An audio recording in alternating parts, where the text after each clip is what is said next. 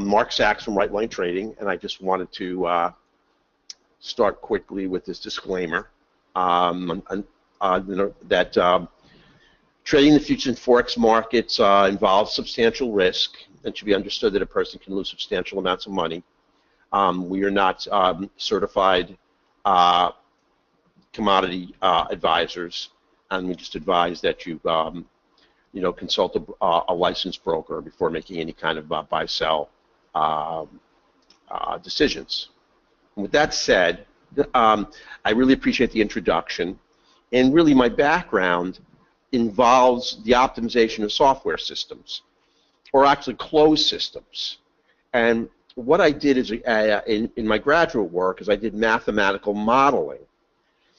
And if you mathematically model a closed system, what you seek to do is determine the independent variables that drive the system, put them into a multivariable equation, optimize them. In terms of trading the financial markets, what we look to do is seek what independent variables are responsible for determining the future movement of price.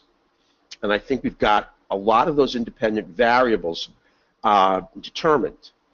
And then by optimizing each of them, we can come up with an equation that really helps significantly determine the direction of price on any financial market.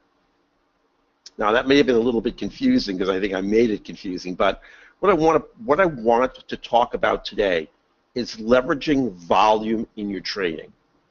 Now it's very often a neglected variable, a neglected parameter, but it's an extremely important parameter when you trade. Now, in order to find a low-risk, high-reward trading entry, it doesn't make any difference whether you trade the futures markets, the forex markets, or the stock market. It's really important that you bring volume and that you utilize volume to your advantage.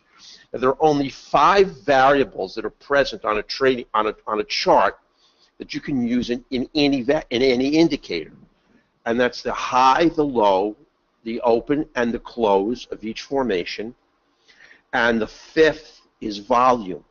So it's important that we use that.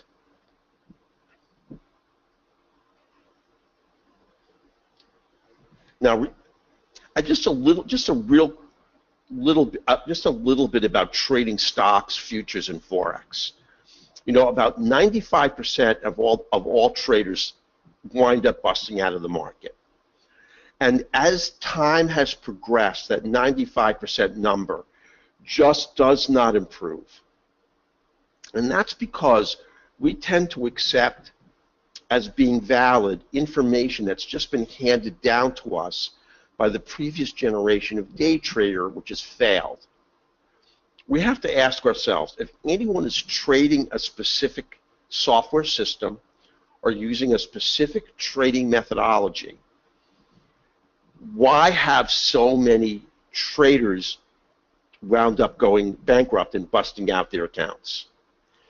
And that's because there's no evolutionary process. We do not look to remove the elements of a trading platform and a trading methodology that don't work and keep intact those elements of a trading methodology and trading software that do work. In fact, there's no scientific studies that try to help us determine what software does work, what software doesn't work, what generally accepted rules for trading are really valid, and that's the problem.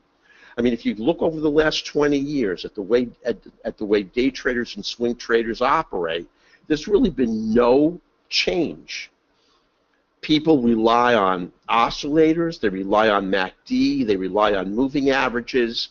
It's the exact same trading methodology.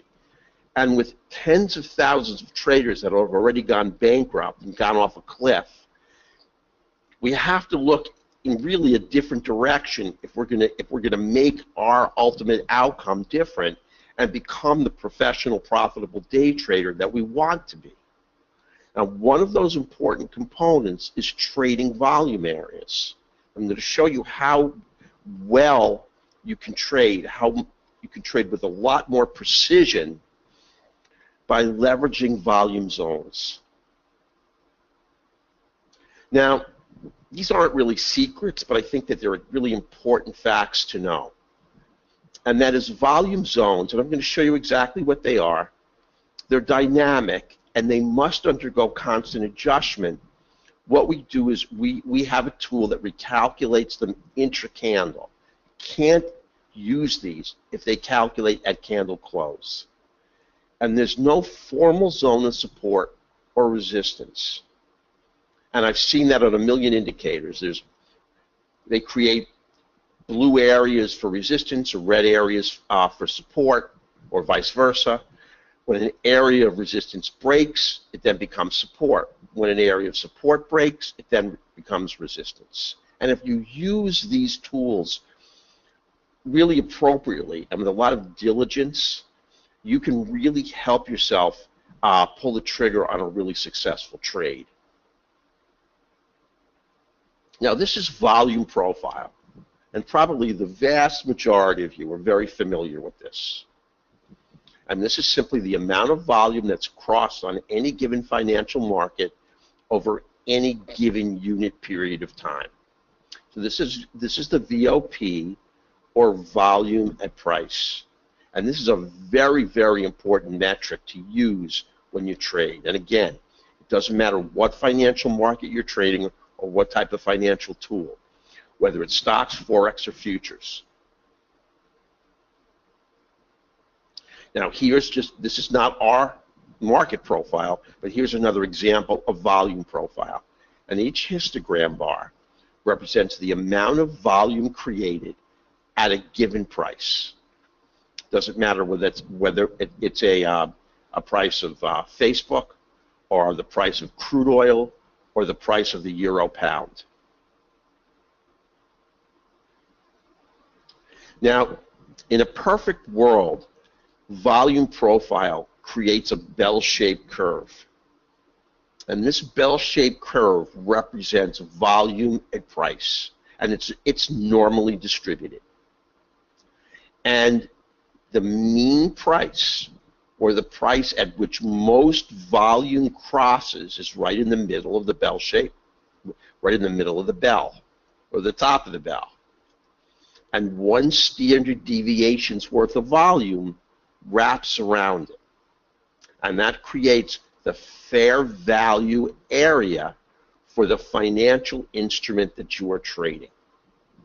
Now, in this normally distributed curve, this is the mean price. It's also the median price, and it's also the mode price. And that's just because you have this perfect bell-shaped curve. Now, in real life, we don't have it, but this is the science that grounds the indicator in very, very relevant math. So you know that the indicator is going to be extremely beneficial when you trade it in a live market. Now, here's just another representation.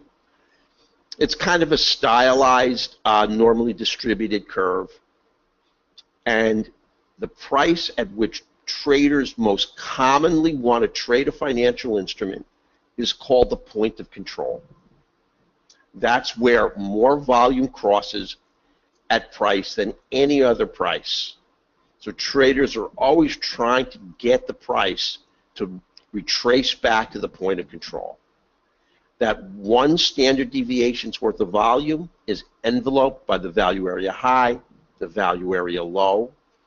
That creates the fair market value for that financial instrument, and price always has this tendency to stay within fair market value. Now, this is our market profile, and this is on crude oil, but it could be on any financial instrument whatsoever. Now, this is in the visuals I have, we have a small volume histogram. I moved it out of the way because what's the most important thing is what information we acquire off the histogram. And what we get is this magenta line. That's the value area high. This magenta line is the value area low. This black line is the point of control. And you can see that this data is not normally distributed, because if it was, the point of control would be where this blue line is, which is the exact, which is equidistant from the value area high and the value area low. But in between here, you establish a fair market value for the given financial instrument that you were trading, and this is where price really tries strong to remain. Now, here are the forces that come to bear on, well, we're going to talk about that in a second. What I just want to review one more time is here's the VAH, here's the VAL, and here's the point of control, which is the highest histogram bar, and approximately 66 and 2/3% of all volume crossed on this given financial instrument crosses by definition in between the VAH and the VAL. Now, how does this move price? What happens is that when price moves up to the VAH, it's pushed down. It's repelled. When price moves down to the value area low, it's repelled up, because price wants to remain in this fair market value zone. In addition, price is attracted to the point of control, because it's hard to see here because I didn't make this histogram big, but this is the biggest histogram bar. Traders most often want to trade crude oil at $53.49. It's the most common price to accumulate volume, and so it accumulates the most volume.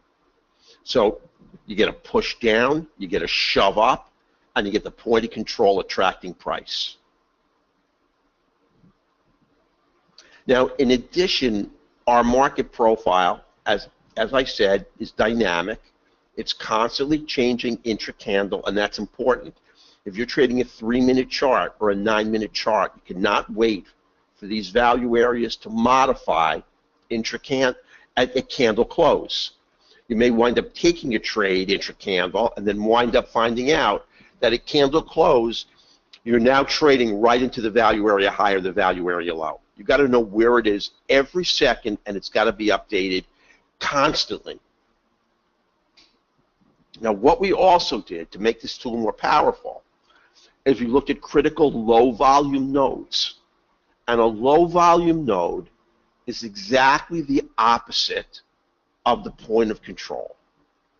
The point of control is where most volume is crossed at price, and a low-volume node is where the smallest amount of volume has crossed at price. So this is where traders have rejected price, and they've rejected price here, and this is the price that they most commonly want to trade this particular financial instrument. So this is another area of resistance when price is below it, and this is another area of support when price is above it. So now you have price constrained by two additional independent forces. The value area high and value area low constrain price because price wants to remain within fair market value or 1 standard deviation's worth of volume. In addition, price doesn't want to trade through this low volume node, nor trade through this low volume node. Traders have rejected that particular price. So what volume profile creates are zones of rejection. And they can be very, very strong when the low volume node is confluent to the value area high, and this low volume node is confluent to the value area low. Remember, when you see a pivot, you look and see the length of the pivot. If it's a small swing pivot, you know that it's weak. If it's a very, very long intraday pivot, you know that it's strong. If a pivot's already been hit 2 or 3 times, every time a pivot is hit, it weakens. Well, you can make an assessment of how strong these areas are by how confluent this low volume node is to the VAH or to the VAL. When they're very confluent, these two independent forces, which both are creating an area of support, really hold up price very commonly. And the goal of trading, whether you swing trade or day trade, is to avoid risk. So you're not going to trade down into it, and you're not going to trade up into it in order to diminish risk. You'll wait for the break and then the retest, and I'm going to show you that. Now, here's what a lot of volume profile indicators trace out, and it's very inappropriate. They use red as resistance and blue as support, and it's fixed. These aren't dynamic. When these are not really formal areas of support and resistance, they are areas of rejection, and you don't have to create more than one. All you need to have is one zone that's constantly moving off the right edge of the chart. And it eliminates all these multiple zones. They are totally unnecessary.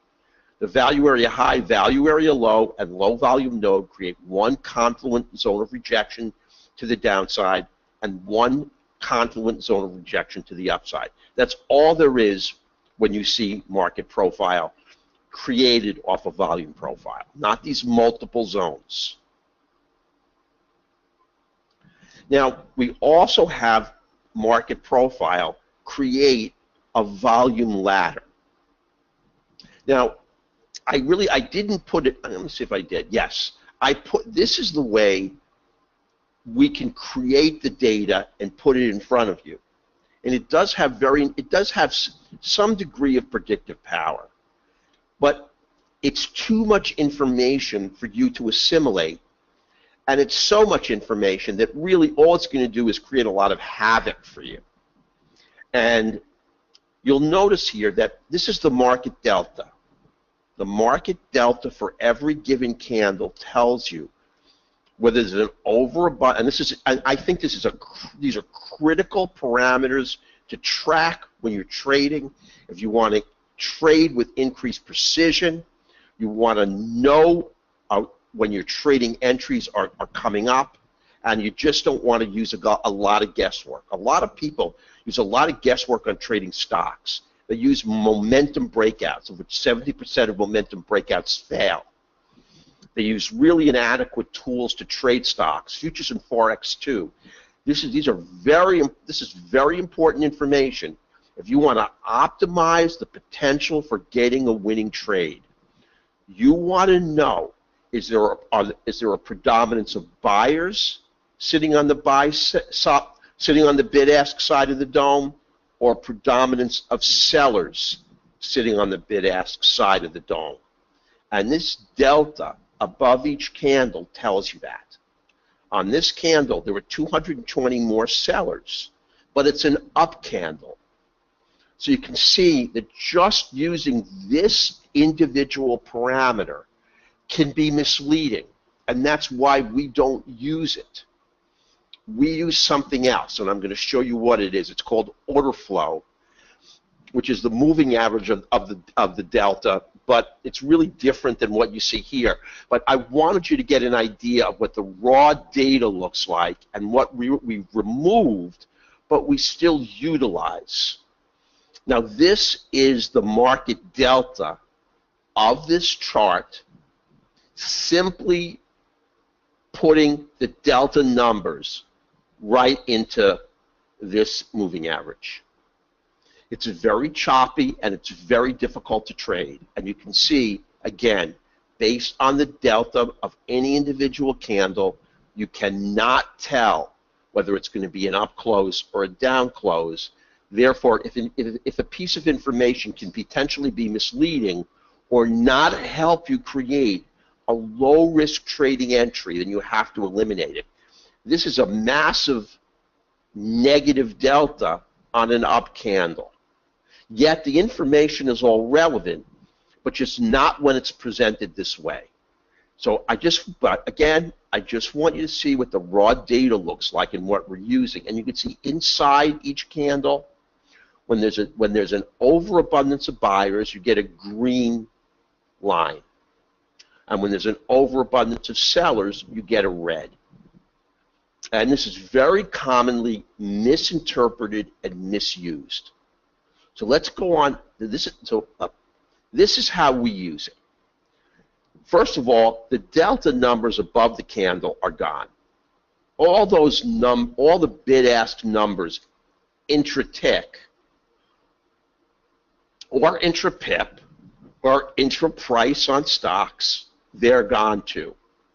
When there is a marked overabundance of buyers, you get simply a green line at that price level. When there's a moderate overabundance of buyers, you get a blue line, print and stay. On the sell side, you get red and you get orange. Now, this does nothing to tell you that you're going to get a continuation trade. If you use this to try to talk to you about a continuation, it's not going to work. If you're looking for an overabundance of sellers at a potential top to tell you you've got a reversal, it's not going to work either. All this does is do one thing for you. You often hear traders talk about hidden areas where their buyers are hiding. They're not hiding. They're here in this buy-sell disparity where there's a large number of buyers sitting at this particular price level. So when price comes back around, this acts as a moderate area of support. And this acts as a very mild area of support. That's how the volume ladder is leveraged. It is not an entry tool. It is not a continuation tool. It's simply a heads up that you may be heading down into a potential hidden area. It's not hidden anymore, where a lot of buyers are sitting, and if you're taking a short trade, they may stop here and price may bounce.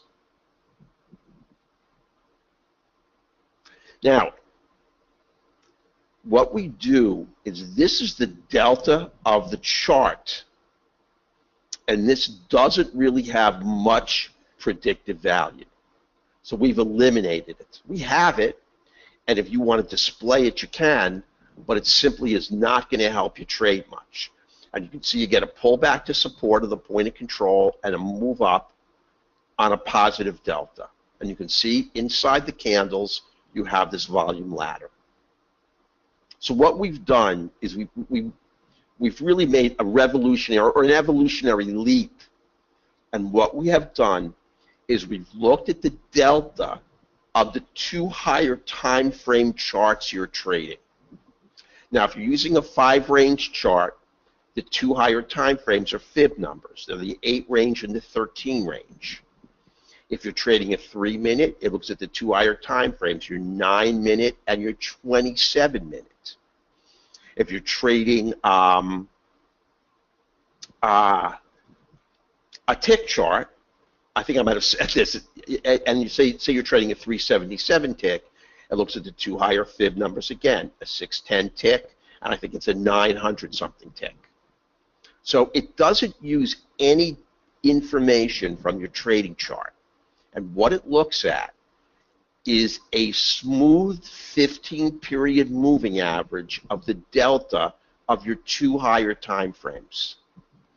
And when it's utilized that way, it gives you a really clear-cut trading direction, and it's called order flow. And order flow tells you if there's a predominance of buyers or sellers sitting in this analysis based on the market delta of the moving averages of your two higher time frames. And I'm sure everybody there gets it. We don't care what the delta is of your trading chart. We only care what the delta is of your two higher time frames, and they can't be used as raw data. We put them in a proprietary 15-period moving average to give those numbers mathematical validity. So out of 7 up candles, if one up candle has a negative delta and it's in a 15-period moving average, it isn't going to do much to budge the direction of order flow. So order flow becomes a really powerful directional tool to tell you which direction to trade the market, and it's not always so easy to see. When order flow, or the delta moving average of your two higher time frames, now when it's green, both higher time frames have an overabundance of buyers, and the moving averages are green on both higher time frames. When it's blue, there's only an overabundance on the longest term time frame, but that rules. Red, both time frames, overabundance of sellers. Green, and when orange, only an overabundance of sellers on the longest term time frame.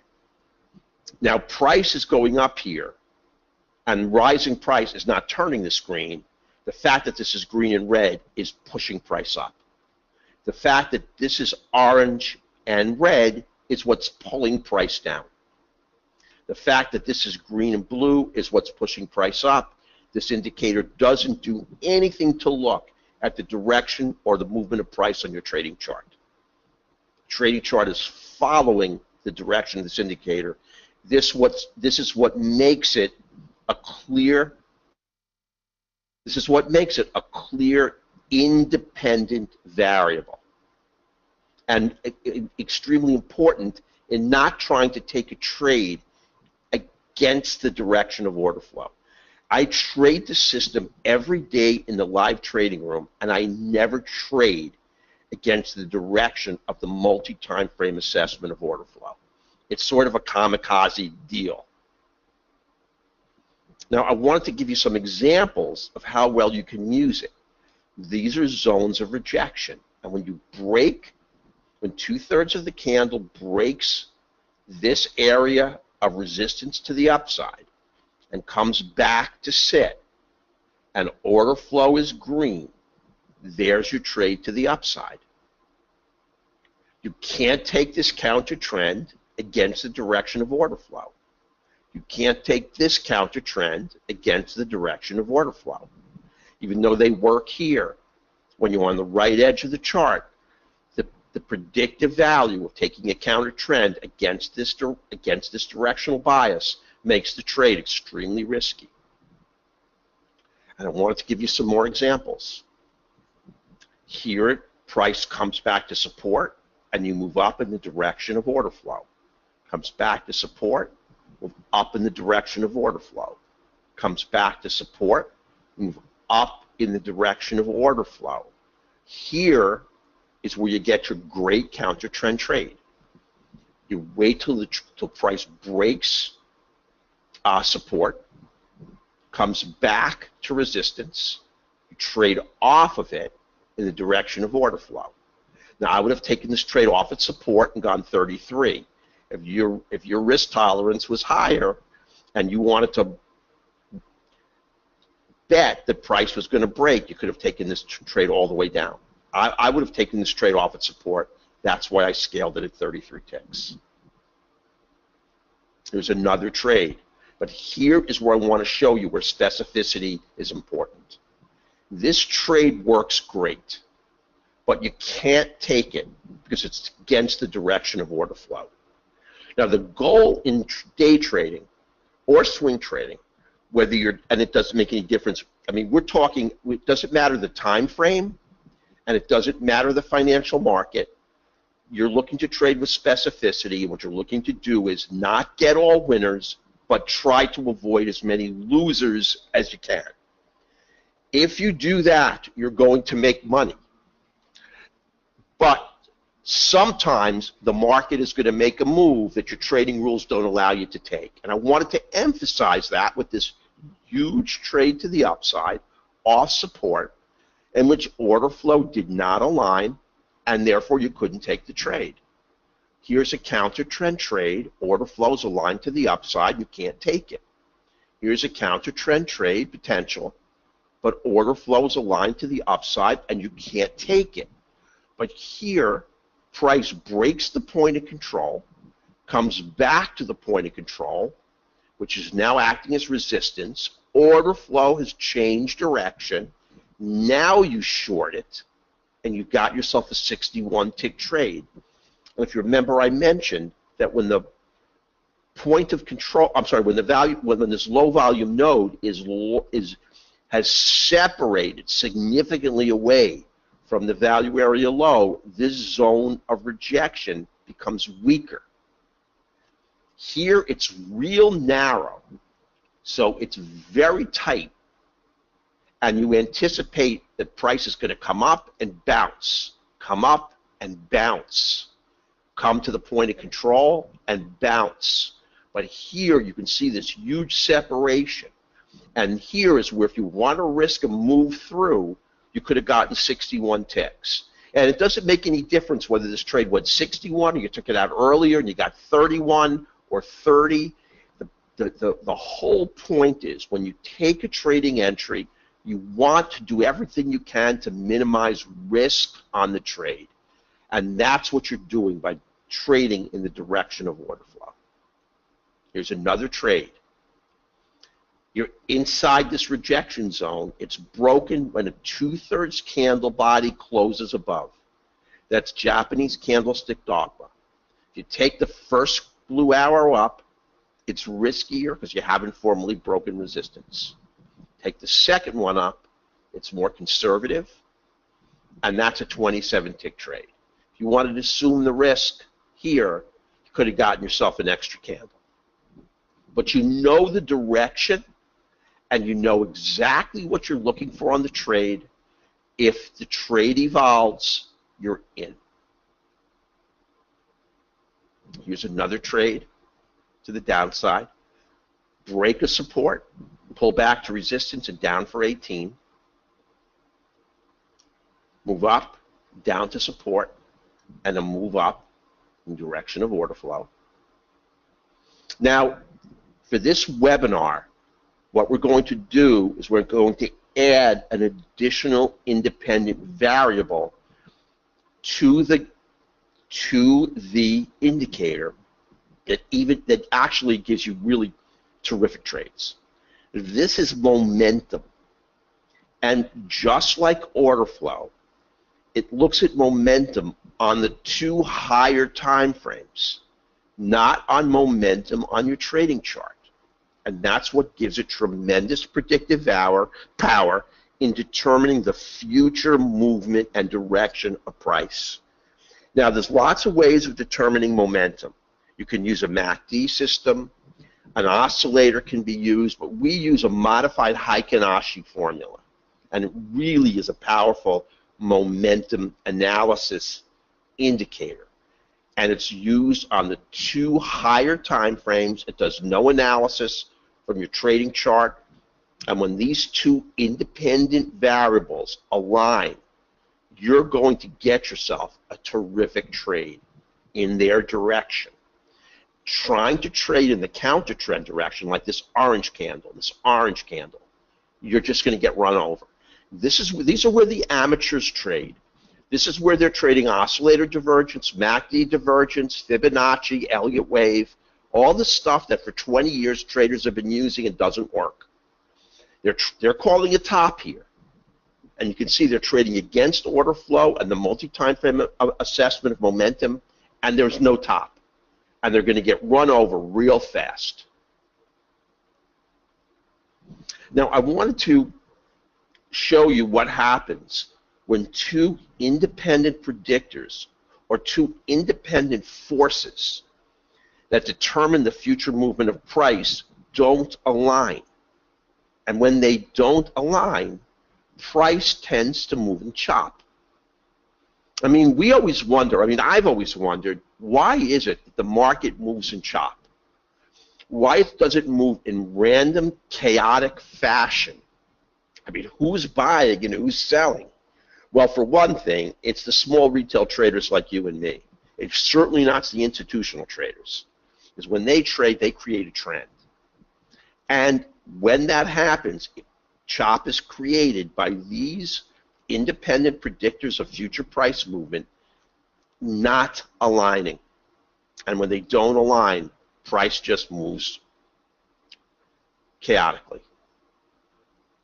And this is a live trade I took to the downside, long to the upside. Here's another great trade to the upside.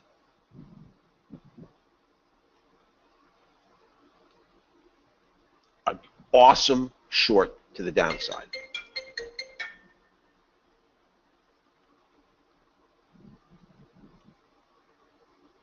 These are trades I took in the live trading room.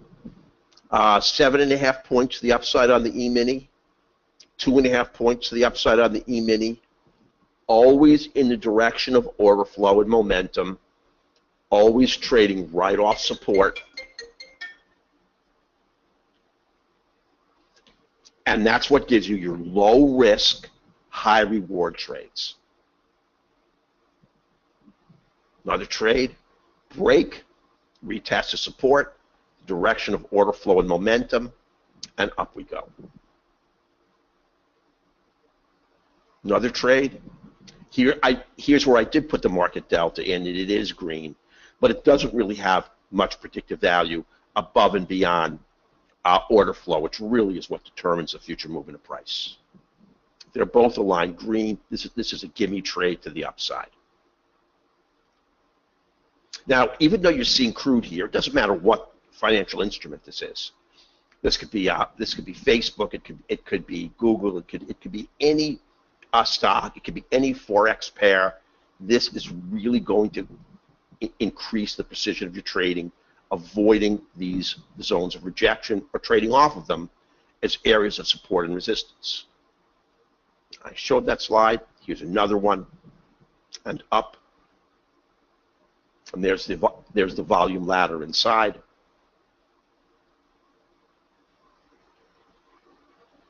Now, I wanted this because this is extremely important. When volatility drops, these, and I'm not sure what time I'm supposed to go to. Just hang on for 1 second. Let me find out.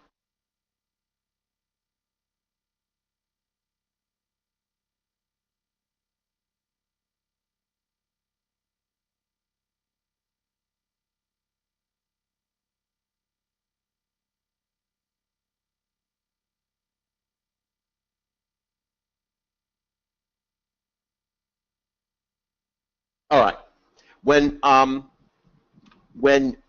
volatility drops, these rejection zones become confluent, and price starts to move inside them. And when you see price like this, and you see these rejection zones like this, you'll start to see, I don't have momentum down here, but you're going to start to see them change color abruptly. Remember, this is just giving you a directional bias. You still have to get a great trading setup on a break of support or resistance and a pullback and a continuation. This is where you simply take your hand off the mouse and you don't trade. This is where the small retail traders like us who don't understand how to leverage volume are trading in a chaotic market, squeezed by support and resistance, and they're never going to get, and the key is a low-risk trade. They just don't exist in this kind of market environment, and this is all created by volume profile. Now let's just go over, I still have 15 minutes, but I really am coming to a close, so I do have some time to answer questions if people have any. So we're going to look at market profile, and it's created by volume profile. There's a value area high, a value area low, and a point of control. There are low volume nodes, which when combined with the VAH and the VAL, create your zones of rejection. Then there's your delta moving average, which is calculated from your two higher time frames to give you an order flow direction. Then there's the volume ladder, which ferrets out those hidden buyers or sellers at individual price points to give you the heads up when price swings around and comes into them that you have a potential area of support or resistance that you have to watch out for. And then we put in order to give the indicator, it's really a trading system, much more power, the other independent variable that we use when we trade, and that is momentum. Now, we've looked again at MACD momentum, and we've looked at momentum based on stochastic, Heikin-Ashi momentum based on the math that we got, looking at 2 years of market replay data, gives you the most accurate assessment of momentum. So let me show you the offer that we're going to make, and then I'll answer any questions that you have. Now, the market profile comes complete, and the first 5 orders, they're going to get 3 months trading with me in the live trading room. This morning we made just under $500, and we could have easily made 1,000. I just had really poor money management this morning. I mean, we made an enormous amount of ticks. I can't even tell you, but we just made 500. And you're going to see how to trade this in real time. I trade every morning from about 9:15. Maybe I get in the room 9:20 because we rarely take a trade pre-market. And you can see how I trade. Now, it trades great on the futures. It trades great trading stocks. These rules are incredibly relevant. You trade in the direction of order flow and momentum. And this is where you can pick up big runners on stocks. Now, and because stocks are not a leveraged instrument, your risk to reward on stocks, for every penny you risk, you can make 3 or 4 cents. So you can get a 3 to 4 to 5 to 1 risk to reward trading stocks. You can't get that on a leveraged instrument like futures and Forex. Now, the only thing I want to say in addition is that the automated trade management strategy, which is very often glossed over, is something that we walk you through depending on the financial instrument you're interested in trading, i.e., what is your optimal stop and what is your optimal first target, second target, and third target to try to milk the trade for the most profit. That's a really important metric, and most trading rooms don't go into it. The people seem to think, or traders seem to think, that they can just demand from the market something that the market is not likely to give them. We calculate our automated trade management strategy based on the volatility of your trading instrument. If you're trading an instrument that's very volatile, say, you know, a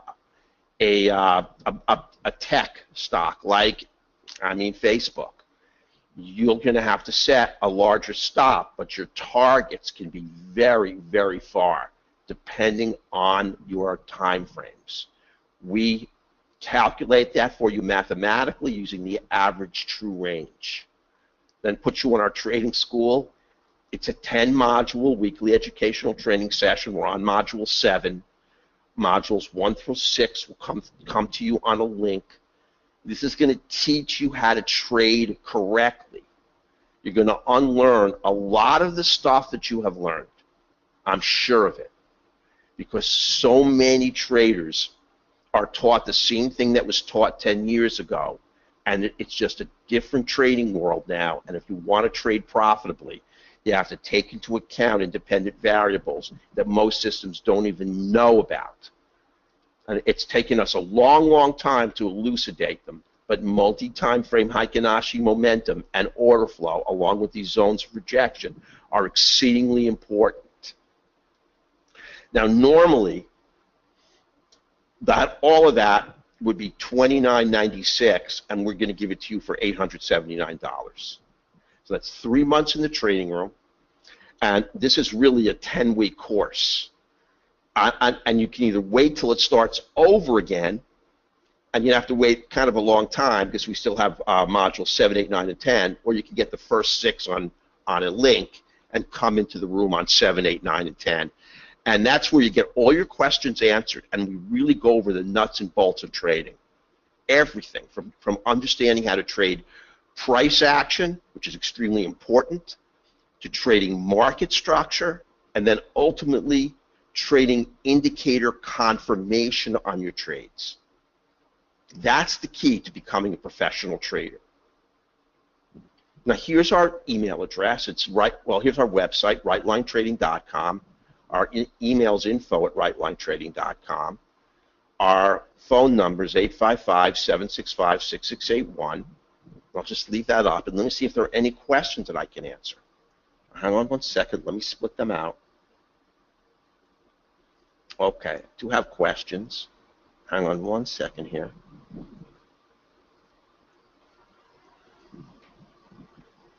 Let me just go up to the top of the questions, because some of these were for other motivators.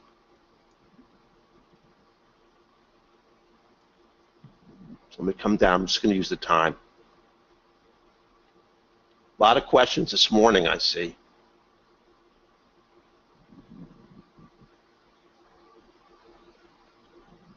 I'm just scaling down here. If you have a question, feel free to put it in.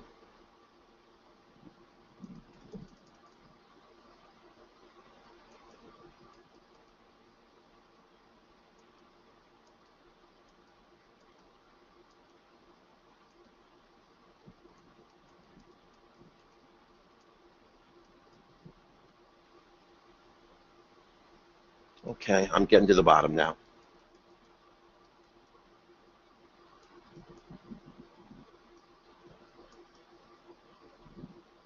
Okay. All right, here we go. For Forex, EJ, I mean, I personally, if you want to day trade, I recommend a 5 range or an 8 range. And I'm sort of a range bar fanatic. I used to trade tick, but I really, really like range bars. So we have a lot of traders on the Forex using a 5 range, and we have a lot of traders on Forex using an 8 range. You're going to get great entries. And I used to trade the Forex in a live room, but I'm on the eastern part of the United States. I have to get up at 3 o'clock in the morning when it's daylight savings time, and I just can't do that and trade the futures market. So I just ran out of gas. But what I did was I trade 10 Forex pairs at the same time, and I let the system. I didn't really go over system software generated entries because I didn't have the time. But I wait for the software generated entries to appear, and I take those, and they're very, very accurate.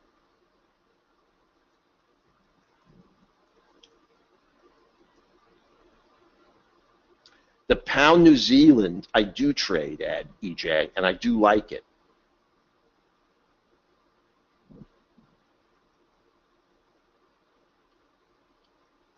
You know what? If I had time, I would bring up the system and show you today's Facebook chart. I just don't have the time. I'm real sorry for that. Hey, listen.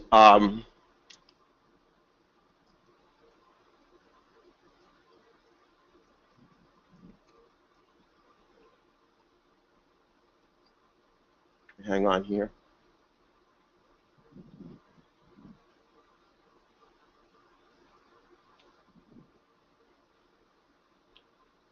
Okay.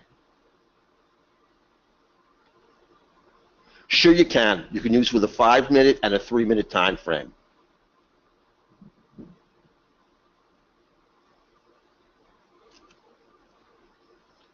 Either one will work fine. I mean, this system works on any time frame and on any financial instrument. These forces that move price are time frame independent. They're candle type independent. If they were candle dependent or time dependent, they wouldn't work. I mean, no accurate system that actually determines the future movement of price has to be constrained by a time frame or a financial instrument. If it does, and if you're ever told that by anyone, well, you have to trade a 450 tick or the NASDAQ, then you know it's just not an accurate system. Volume profile, these areas, order flow, momentum, and all the things you saw, it does not matter what you're trading, and it doesn't matter what time frame you're using. It is all independent. Absolutely. Absolutely, Jagdish. It should work on the Russell 2000. In fact, the only reason, actually, we use data from the Russell 2000 cash. If you want to trade the Russell 2000 cash, you definitely can. It's not a problem. So that's really about it. And I really thank everybody for coming aboard and for listening to my talk. Okay, it is standalone software. This particular system is standalone. We have a much more comprehensive software package, but this does work exceedingly well as a standalone. And the reason I wanted to present this particular indicator is you can combine it with whatever trading software you're using now. I didn't want to present. Well, listen, we have additional other indicators that we use, and if you're interested, I'll be happy to show them to you. I just didn't want to go into them in this webinar because what I wanted to do was present a trading component that is universally functional on any trading system that you currently are employing to make it better. And that was really my goal.